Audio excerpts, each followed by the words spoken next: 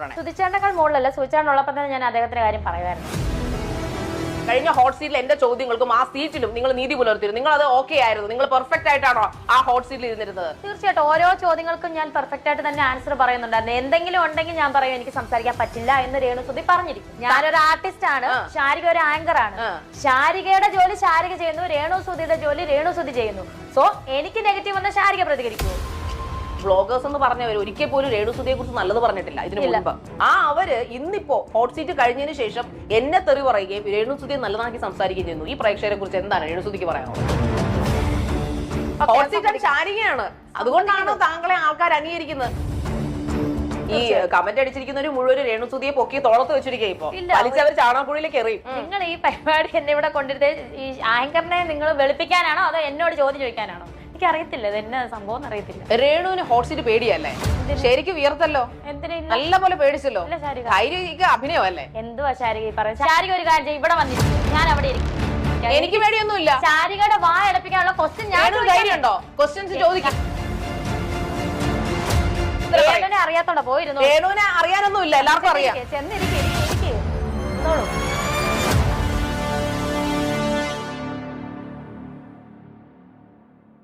Already ധൈര്യമുണ്ട്, പിന്നെ നിങ്ങളുടെ ഈ ഒരു ഹോട്ട് സീറ്റിൽ ഇരുന്നപ്പോൾ ഒന്നും കൂടെ ധൈര്യം കൂടി. ഈ ഹോട്ട് സീറ്റിന്റെ ചരിത്രത്തിൽ ആദ്യമായിട്ടാണ് ഒരു ഗസ്റ്റ് വീണ്ടും ഇത്ര അഹങ്കാരത്തോടെ ഇവിടെ വന്നിട്ട് സംസാരിക്കുന്നത്. എനിക്ക് ഉള്ളതായിട്ട് തോന്നുന്നില്ല. ഓക്കെ, ഓൾറെഡി ഞാൻ ബോൾഡ് ആണ്, അതേ ഞാൻ വീണ്ടും പറയുന്നുള്ളൂ. ഓക്കെ, ബോൾഡിന്റെ പര്യായം ഇപ്പൊ അഹങ്കാരം എന്താണോ? എനിക്കറിയില്ല, അറിയില്ല.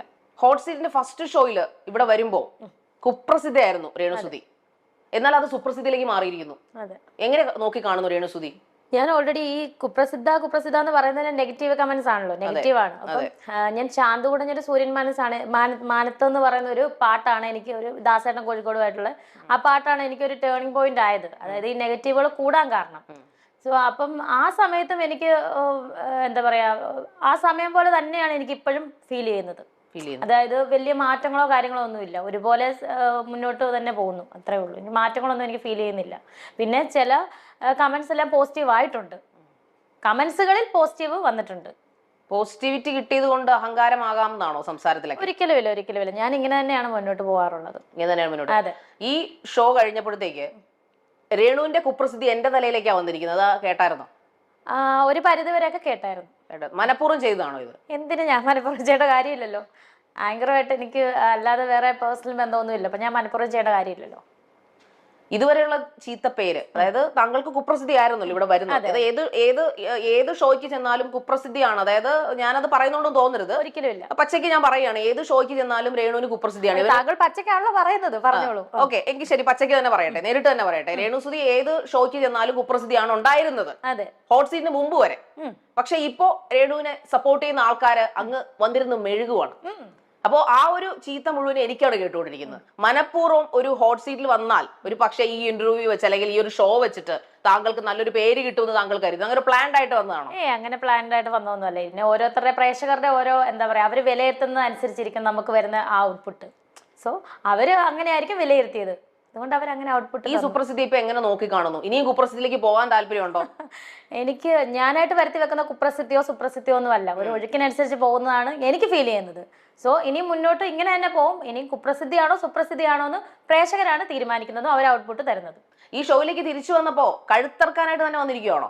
കഴുത്ത് ആ ആങ്കറിന്റെയോ? അതെ, അങ്ങനെയൊന്നുമില്ല. കാരണം ശരിക്കും നമ്മൾ ഈ ഷോ തുടങ്ങുമ്പോൾ അല്ലെങ്കിൽ ഷോയിലേക്ക് തുടങ്ങുമ്പോൾ നമ്മൾ സ്വാഭാവികമായിട്ട് താങ്കളുടെ ഒരു സെനാരിയോ എന്ന് പറഞ്ഞത് കുപ്രസിദ്ധി ആയതുകൊണ്ട് തന്നെയും അതൊരു ലെവലിൽ പ്രതിഫലിക്കുമെന്നാണ് പൊതുവെ കരുതിയിരുന്നത്. പക്ഷെ നേരെ തിരിച്ചാണ് വന്നത്.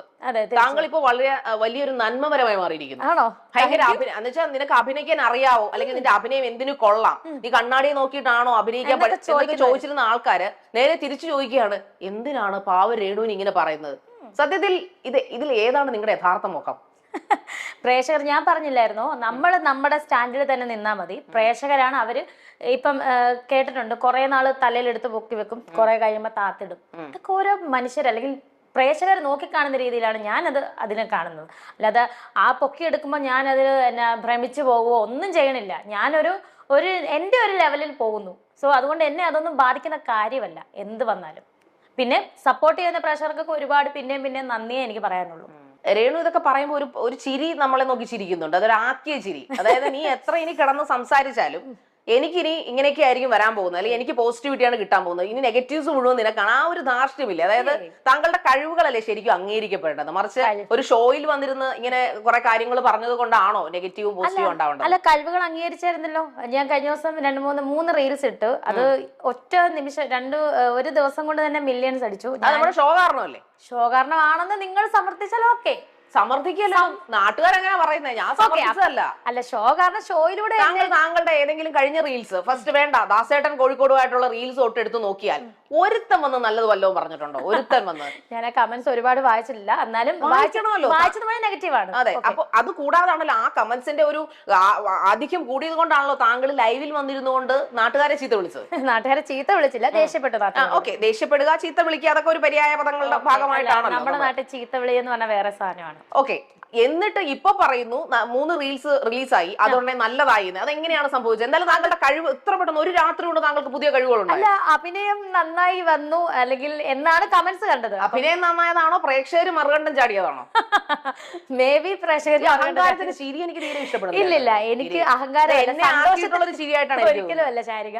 ഒരു കൂസലില്ലായ്മയുടെ ചിരിയാണ് അത്. ശരിക്കും ഒരു വിനയം കാണുന്നില്ല. ശാരികയുടെ കണ്ണുകൂടെ കണ്ടതായിരിക്കും, എനിക്കറിയില്ല. അപ്പൊ ഞാൻ അഹങ്കാരിയാണെന്നാണ്? ഞാൻ അങ്ങനല്ല പറഞ്ഞത്. നാട്ടുകാരി പേര് അഹങ്കാരി എന്നാ വിളിക്കുന്നത്. അതെന്റെ കുഴപ്പമല്ല. നാട്ടുകാര് അവരുടെ, ഞാൻ പറഞ്ഞില്ലേ, പ്രേക്ഷകരുടെ ആ ഒരു കാഴ്ചപ്പാടിലാണ് അവര് പോകുന്നത്. പ്രേക്ഷകർക്ക് കാഴ്ചപ്പാടുണ്ടോ? രേണുവിന്റെ അഭിപ്രായത്തിൽ എന്താണ്?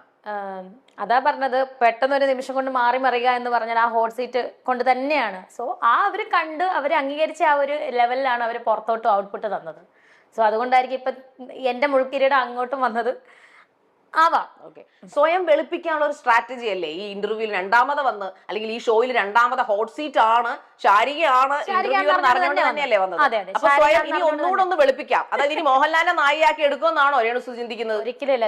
ലാൽ സാറിന്റെ നായികയുള്ള ഇതൊന്നും എനിക്കില്ല, അങ്ങനെ ഒരു കഴിവും ഇല്ല, അങ്ങനെ ഒരു ആളെ അല്ല ഞാൻ. ഇങ്ങനെയുള്ള വിനയൊക്കെ രേണുസുധര വായിൽ നിന്ന് വരുമോ? എനിക്ക് ഉറപ്പായിട്ടും വിനയുണ്ട്. ഇതിപ്പോ എങ്ങനെയാണോ മുന്നോട്ട് ഇങ്ങനെ തന്നെയാണ്. കാര്യങ്ങളെല്ലാം ഇപ്പോഴും പറയുന്നത് ഇങ്ങനെ എനിക്ക് വിനയുണ്ടെന്നാ പറയാറ്. ഞാൻ വിനയുണ്ടെന്ന് പറഞ്ഞു നടക്കാറില്ല, എന്റെ ഓരോ വാക്കുകളിലാണ് പ്രേക്ഷകർ വിനയം കണ്ടെത്തുന്നത്. ഒരുപാട് പേര് എന്നോട് ഈ ഹോട്ട് സീറ്റ് കഴിഞ്ഞപ്പോൾ ചോദിക്കുന്നുണ്ടായിരുന്നു, ഇത്ര ക്രൂരയാണോ? എന്നോട് ചോദിക്കുന്ന ചോദ്യം ഞാൻ പറഞ്ഞത്, ഇത്ര ക്രൂരയാണോ നീ, ഇത്ര അഹങ്കാരിയാണോ? ആ രേണുസുധി പാവം, ആ രേണുവിനോട് എങ്ങനെ ക്രൂരമായി പെരുമാറാൻ സാധിക്കുന്നു? അത് ശരിക്കും രേണു ക്രിയേറ്റ് ചെയ്തൊരു സഹതാപ തരംഗമായിരുന്നു. രേണു ശരിക്കും വെൽ പ്ലാൻഡ് ആയിട്ടല്ലേ ഈ ഷോയ്ക്ക് വന്നത്. ഇപ്പൊ രണ്ടാമതേ വന്നിരിക്കുന്നു പാർട്ട് 2. അതായത് പാർട്ട് 2 ഞാൻ ഇനി എയറിൽ കേറിക്കോട്ടെ, അതായത് നിങ്ങൾ ഭയങ്കര ക്രൂക്കടാണെന്ന് ഞാൻ പറഞ്ഞാൽ ഒരിക്കലും അല്ല. ഞാൻ ഒരു ശരിക്കും നിങ്ങൾ ചെയ്യുന്ന റീൽസ് മുഴുവൻ ആ ഒരു ക്രൂക്കഡ്നെസിന്റെ ഭാഗമല്ലേ? ഒരിക്കലും അല്ല. അല്ല, നിങ്ങൾ ശരിക്കും എന്റെ റീൽസ് എന്നൊക്കെ പറഞ്ഞാൽ എന്റെ ടൈം പാസിന് ഞാൻ ചെയ്യണതാണ്. ടൈം പാസിന് ചെയ്യുന്നതാണ്. ടൈം പാസിന് ഇങ്ങനെ തെറിയേക്കുന്ന ഇഷ്ടമാണോ? തെറിയേക്കുന്ന ഓരോരുത്തരുടെ ഓരോ മനസ്സിലിരിപ്പല്ലേ അവര് പറയുന്നത്, നമ്മുടെ ദേഹത്ത് ബാധിക്കുന്നില്ലല്ലോ. ഞാൻ ചോദിക്കട്ടെ, അങ്ങനെയാണെങ്കിൽ അഭിനയിക്കുന്ന എല്ലാ നായികമാരെയും നായകന്മാരെയും ഒക്കെ തെറി വിളിക്കണമല്ലോ, അതൊന്നും കേൾക്കുന്നില്ലല്ലോ. അതിപ്പോ ഞാൻ എന്ത് ചെയ്യാനാണ് എന്നെ തെറി വിളിക്കുന്നതിന്? ഞാൻ പറയാൻ പറ്റുമോ ഓരോരുത്തരെടുത്ത് അവരുടെ ഫോൺ മേടിച്ചിട്ട് എന്നെ തെറി വിളിക്കരുത്, എന്നെ നല്ല ടൈപ്പ് ചെയ്യും പറയാൻ പറ്റൂല? ഇപ്പൊ താങ്കളെ നമ്മുടെ ഒരു നല്ല കാലത്തിനോ കഷ്ടകാലത്തിനോ താങ്കളെ ഇന്റർവ്യൂ അല്ലെങ്കിൽ അഭിമുഖത്തിൽ ഞാൻ ഹോസ്റ്റ് ആയിട്ട് വന്നിരുന്നു പോയെന്നൊരു പാപമാണ് ഞാൻ ചെയ്തതെന്ന് പറഞ്ഞാൽ അത് താങ്കൾ അംഗീകരിക്കുമോ? അത് താങ്കളുടെ ജോലി ചെയ്യുന്നു, ഞാൻ എന്റെ ജോലി ചെയ്യുന്നു. എനിക്ക് അതിനകത്ത് അതേ പറയാനുള്ളൂ. ഇപ്പൊ ഈ 3 റീൽസ് ഹിറ്റ് ആയതിൽ നല്ല അഭിപ്രായങ്ങൾ താഴെ വന്നു. താങ്കൾ നല്ല അഭിപ്രായങ്ങൾ മില്യൺസ് അടിച്ചു പോയി. അതിന് നല്ലത് പറഞ്ഞാണ് മില്യൺസ് അടിച്ചു പോയിരിക്കുന്നത്, ചീത്ത പറഞ്ഞില്ല. താങ്കളുടെ ഷോയ്ക്ക് എല്ലാത്തിനും റേറ്റിംഗ് ഉണ്ട്, അത്യാവശ്യം എല്ലാ ചാനലും ഇത് കയറുന്നുണ്ട്. നേരത്തെ അതായത് ഈ ഹോട്ട് സീറ്റിന് താങ്കളുടെ ലൈഫിലെ ടേണിംഗ് പോയിന്റ് ഹോട്ട് സീറ്റിന് മുമ്പും പിമ്പും എന്ന് പറഞ്ഞാൽ ശരിയാവത്തില്ലേ? തീർച്ചയായിട്ടും. കാരണം നെഗറ്റിവിറ്റി മാറി പോസിറ്റിവിറ്റിയിലേക്ക് വന്നത് ഈ ഹോട്ട് സീറ്റ് കഴിഞ്ഞിട്ടാണ്.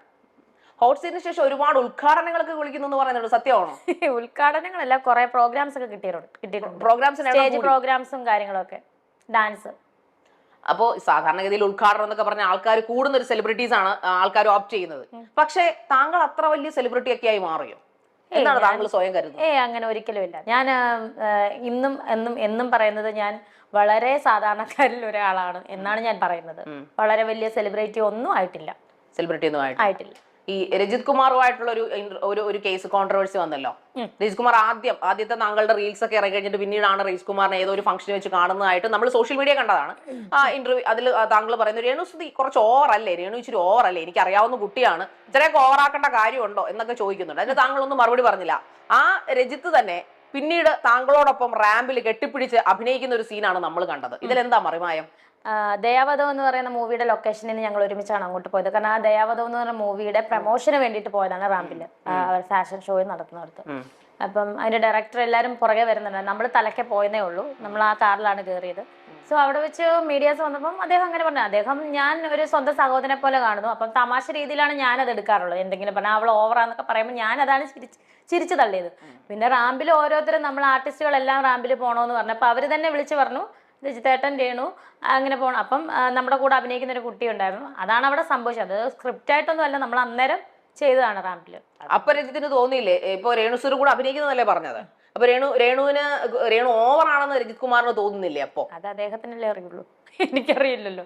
ഞാനൊരു സഹോദര തുല്യം കാണുന്നു, ആളും എൻ്റെ അടുത്ത് അങ്ങനെ തന്നെയാണ് കാണുന്നത്. അപ്പം ആ സമയത്ത് ഞാനത് തമാശ രീതിയിലാണ് ഞാൻ എടുക്കുന്നതും ഞാൻ ചിരിച്ചു തള്ളിയതും. ഒരുപാട് സോഷ്യൽ മീഡിയ ബ്ലോഗർമാര് ഇപ്പൊ രേണുസുതിയുടെ ഇന്റർവ്യൂ ചെയ്ത് പോയ ആ ഒരു കുറ്റത്തിന് അതൊരു കുറ്റമായിട്ടാണ് നാട്ടുകാർ ഇപ്പൊ കണ്ടിരിക്കുന്നത്. ഞാൻ ഒരിക്കലും ഇത് ചെയ്യാൻ പാടില്ല എന്നാണ് നാട്ടുകാർ പറഞ്ഞിരുന്നത്. അപ്പൊ അതിന്റെ പേരിൽ കുറെ അധികം ഏതാണ്ട് 10,000-കണക്കിന് തെറികളാണ് ഞാൻ കേട്ടോണ്ടിരിക്കുന്നത്. ഇപ്പൊ 15 എനിക്ക് 12K മേളിൽ തെറി മാത്രമാണ്, തെറിയുടെ എണ്ണം മാത്രമാണ് ഞാൻ ഈ പറയുന്നത്. അപ്പൊ അതിന്റെ എനിക്ക് ഒരു ഇമോഷണൽ ഇത് വന്നിട്ട് ഞാൻ അത് റിയാക്ട് ചെയ്യുകയുണ്ട് എന്റെ സ്വന്തം ചാനലിൽ ഇരുന്നുകൊണ്ട്. അത് കണ്ടിട്ടും ആൾക്കാര് എന്നെ പിന്നെയും തെറി വിളിക്കുകയാണ് ചെയ്തത്. ഒരുപാട് വ്ളോഗേഴ്സൊക്കെ യൂട്യൂബ് വ്ളോഗേഴ്സൊക്കെ വന്നിരുന്നുകൊണ്ട് നമ്മളെ തെറി വിളിക്കുകയും, അതായത് ഈ സത്യത്തിൽ അത് കണ്ടപ്പോ ഈ വ്ളോഗേഴ്സ് എന്ന് പറഞ്ഞവർ ഒരിക്കൽ പോലും രേണുസുതിയെ കുറിച്ച് നല്ലത് പറഞ്ഞിട്ടില്ല ഇതിനു മുമ്പ്. അതായത് ഹോട്ട് സീറ്റ് എന്ന ഷോയ്ക്ക് മുമ്പ് ഇവന്മാരെല്ലാവരും ഈ വ്ളോഗേഴ്സ് എന്ന് പറഞ്ഞ ആൾക്കാരെല്ലാവരും രേണുസുതിയെ വെച്ച് മോശം പറഞ്ഞ കണ്ടന്റ് ചെയ്ത് ലാക്സ് ഓഫ് വ്യൂസ് അടിച്ചവരാണ്. അവര് ഇന്നിപ്പോ ഹോട്ട് സീറ്റ് കഴിഞ്ഞതിന് ശേഷം എന്നെ തെറി പറയുകയും രേണുസുതിയെ നല്ലതാക്കി സംസാരിക്കുകയും ചെയ്യുന്നു. ഈ പ്രേക്ഷകരെ കുറിച്ച് എന്താണ് രേണുസുതിക്ക് പറയാനുള്ളത്? എന്നെ നല്ലത് പറയും, ശാരികനെ തെറി പറയുന്നത്. അപ്പൊ ഞാൻ എന്നും പറയുന്ന പോലെ ഇപ്പൊ നമ്മുടെ സംസാരം അല്ലെങ്കിൽ നമ്മൾ എന്താണോ സംസാരിക്കുന്നത് അത് ഔട്ട്പുട്ട് കിട്ടുന്ന അവര് പ്രേക്ഷകർ എടുക്കുന്ന ആ ഇതിലൂടെയാണ് അവര് പുറത്ത് വിടുന്നത്. ഇനി നാളെ ഒരു സമയത്ത് ഇത് ഇറങ്ങിക്കഴിഞ്ഞാൽ എനിക്ക് തെറി കേൾക്കാൻ ചാൻസ് ഉണ്ട്. അതാണ് അവരൊരു സ്റ്റാൻഡിൽ നിൽക്കുന്ന പ്രേക്ഷകരായിട്ട് എനിക്ക് തോന്നുന്നില്ല. മലയാളി പ്രേക്ഷകർ മിക്കതും എന്താ പറയുക ഒരു സ്റ്റാൻഡിൽ പോകുന്നതായിട്ട് എനിക്ക് തോന്നുന്നില്ല. അവര് മാറിയും പറഞ്ഞു അവരുടെ ആ വികാരങ്ങൾ മാറിയും പറഞ്ഞു ഇരിക്കും. അതായത് പറയുന്നത് സൂക്ഷിച്ചും കണ്ടുമാണോ ഓരോ സ്റ്റേറ്റ്മെന്റ് ഇറക്കുന്നത്? കാരണം ഈ കമന്റ് അടിച്ചിരിക്കുന്നവർ മുഴുവൻ രേണുസുതിയെ പൊക്കി തോളത്ത് വെച്ചിരിക്കുക. ഇപ്പൊ വലിച്ചവർ ചാണകക്കുഴിയിലേക്ക് എറിയും. ഈ സ്റ്റേറ്റ്മെന്റ് പറഞ്ഞത് പ്രേക്ഷകർക്ക് ഒരു നിലപാടില്ലെന്നാണ് ഞാൻ പറഞ്ഞ അതേ സ്റ്റേറ്റ്മെന്റ് തന്നെയാണ് രേണുസുതി പറയുന്നത്. ഞാൻ പറയും, അതായത് ഈ പോസിറ്റീവ് പറഞ്ഞവരൊക്കെ തന്നെയാണ് എന്നെ നെഗറ്റീവ് പറഞ്ഞത്, ഇല്ലേ? അതെ. അപ്പം അവര് ഇനിയിപ്പോ നാളെ ഒരു സമയത്ത് അവർക്ക് തോന്നുന്നത് നെഗറ്റീവ് പറയാൻ തോന്നി അവര് നെഗറ്റീവ് പറയും. അതിനിപ്പോ നമ്മൾ ആരെയും കുറ്റപ്പെടുത്തിയിട്ട് കാര്യമില്ല, അത് അവരുടെ ഇഷ്ടമാണ്. അവർക്ക് എങ്ങനെയാണോ അവർ എടുക്കുന്നത് അതുപോലെ അവർ ചെയ്യും, അവർ പറയും.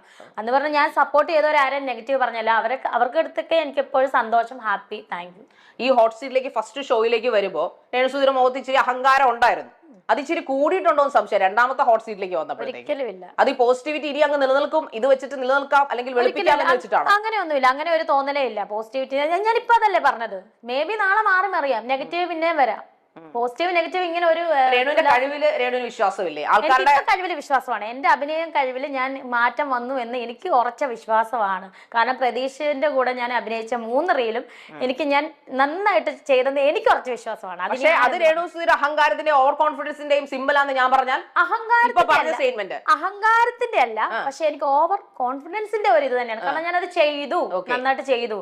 അത് ഓരോരുത്തരുടെ പ്രോത്സാഹനം കൊണ്ടാവാം.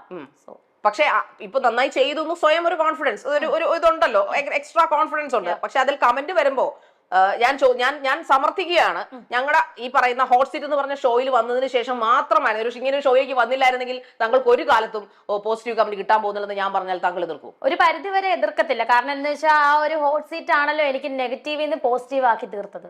സോ അത് കഴിഞ്ഞതിന് ശേഷമാണ് ഈ 3 റീല് വരുന്നത്. കഴിവിന്റെ മാനദണ്ഡത്തിൽ ഇപ്പോഴും വിശ്വസിക്കുന്നില്ല? ഏതെങ്കിലുമൊക്കെ ചാനലിൽ വന്നിരുന്ന ഇങ്ങനെ ഷോ കാണിച്ചാൽ മാത്രമേ താങ്കൾക്ക് പോസിറ്റിവിറ്റി കിട്ടത്തുള്ളൂ, അല്ലെങ്കിൽ ആങ്കറിനെ മിടുക്കൊണ്ട് മാത്രമായിരിക്കും, ആങ്കർ നെഗറ്റീവ് എടുത്ത് തലയെ വെച്ചിരിക്കുന്നത് കൊണ്ടായിരിക്കാം ചിലപ്പോൾ താങ്കൾക്ക് പോസിറ്റിവിറ്റിയിലേക്ക് പോകുന്നത് എന്ന് ഞാൻ പറയുന്നു, ഞാൻ വാദിക്കുന്നു. താങ്കളുടെ കഴിവുകൊണ്ടല്ല ഈ 3 റീൽസ് ഇപ്പോൾ ലാക്സ് മില്യൺസ് അടിച്ചിട്ടുണ്ടെങ്കിൽ അത് ഈ ആങ്കറിന്റെ കഴിവുകൊണ്ടാന്ന് ഞാൻ പറഞ്ഞാൽ എതിർക്കുമോ? അത് എതിർക്കും. കാരണം ഞാൻ ഹോട്ട് സീറ്റിലാണ് ആങ്കർ ഉള്ളത്. അഭിനയത്തിന്റെ കഴിവൊന്നും രേണു പറയണ്ട. അഭിനയത്തിന്റെ കഴിവാണെങ്കിൽ ഈ തുടക്കം തൊട്ട് അഭിനയിച്ചതിനൊക്കെ പോസിറ്റീവ് കമന്റ് വരണ്ടേ? അത് വന്നിട്ടില്ലല്ലോ. അത് അന്നേരം നന്നായിട്ട് ചെയ്തില്ലായിരിക്കും. ഇപ്പൊ എനിക്ക് കോൺഫിഡന്റ് ആയി ഞാൻ അഭിനയിക്കുന്നത്. അത് 1, 2, 3 ദിവസം കൂടെ താങ്കൾ അങ്ങനെയൊക്കെ മാറും? ഇതിനോന്തോ? എനിക്കറിയില്ല, ഞാൻ മാറിക്കാണും. എനിക്കറിയില്ല. അത്രയ്ക്ക് ഉള്ളിൽ അഭിനയം അങ്ങ് തിളച്ചു പറയുകയായിരുന്നു. സത്യത്തിൽ നമ്മൾ നമ്മുടെ മുമ്പിൽ ഒരു ഗസ്റ്റ് ഒക്കെ ഇരിക്കുമ്പോൾ നമ്മൾ ഓർക്കും നമ്മളുടെ പറയുന്നത് ഒരു ഇഷ്ടം കൊണ്ടാണ്. പക്ഷെ താങ്കളുടെ ഒരു ചിരിയിൽ എനിക്ക് ഫീൽ ചെയ്യുന്നത് എന്നെ പിന്നെയും ചവിട്ടി താഴ്ത്താൻ ശ്രമിക്കുകയാണ്. ഒരിക്കലുമല്ല, എനിക്ക് ഇനിയും ഒരിക്കലുമല്ല കിട്ടാൻ ശാരിക. പോകുന്നല്ലോ നെഗറ്റീവ് കമന്റ്സ് കൂടുതലെന്ന ഒരു രീതി എന്നാണ് ഞാൻ വിചാരിച്ചത്. ഒരിക്കലുമല്ല ശാരിക, ഞാൻ എന്റെ ഹാപ്പി കൊണ്ടാണ്, ഞാൻ അഭിനയിച്ചല്ലോ എന്നുള്ള സന്തോഷം കൊണ്ട് ചിരിച്ചതാണ്. കുറെ അധികം പേര് എന്നോട് ചോദിച്ചു നിങ്ങൾ ഭയങ്കര വെൽ പ്ലാൻഡ് ആയിട്ടുള്ള ഒരു സ്ക്രിപ്റ്റഡ് ആയിട്ടുള്ള ഷോ ആണ്, അപ്പൊ അതുകൊണ്ട് തന്നെ നേരത്തെ തന്നെ രേണുസുതിക്ക് ക്വസ്റ്റ്യൻസ് കൊടുത്തിട്ട് അങ്ങനെയാണ്, അതിനൊക്കെ രേണുസുതി എന്താ ഒന്നും പ്രതികരിക്കാതിരുന്നത്? ഞാൻ എന്ത് പ്രതികരിക്കാനാ? അങ്ങനെ ഇപ്പം എനിക്കിപ്പോ ഈ ഒരു ചാനൽ മാത്രമല്ല, ഒരു ചാനലല്ല എന്നെ വിളിക്കുന്നത്, പല